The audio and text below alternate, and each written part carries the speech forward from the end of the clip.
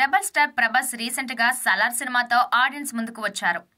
ఈ చిత్రం థియేటర్స్ వద్ద బ్లాక్ బస్టర్ టాక్ ని సొంతం చేసుకుని కాశల వర్షం కురిపిస్తోంది. కాగా ఈ మూవీ 2 భాగాలుగా రూపొందుతున్న విషయం తెలిసిందే.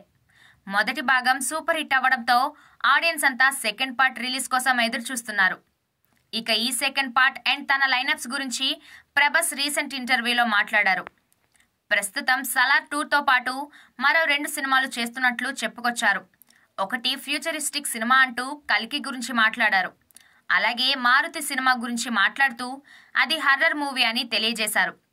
ఈ సినిమా హర్రర్ బ్యాక్ డ్రాప్ స్టోరీ లైన్తో తెరకెక్కుతుందని ఇప్పటి వరకు ఎటువంటి ఊహాగాన వార్తలే వచ్చాయి. తాజాగా ఇప్పుడు ప్రభాస్ చేసిన కామెంట్స్ ఆ వార్తల్ని అధికారికంగా కన్ఫర్మ్ చేసినట్లయింది. కాగా ఈ సినిమాకి సంబంధించిన టైటిల్ అండ్ ఫస్ట్ లుక్ ని సంక్రాంతి కానుకగా రిలీజ్ చేయబోతున్నట్లు మేకర్స్ అనౌన్స్ చేశారు. ఈ చిత్రానికి రాజా డీలక్స్ అనే టైటిల్ ని అనుకుంటున్నట్లు సమాచారం. మరి ఇదే టైటిల్ ని మూవీ టీం అనౌన్స్ చేస్తుందా లేదా మరో టైటిల్ ని ప్రకటిస్తుందా అనేది చూడాలి.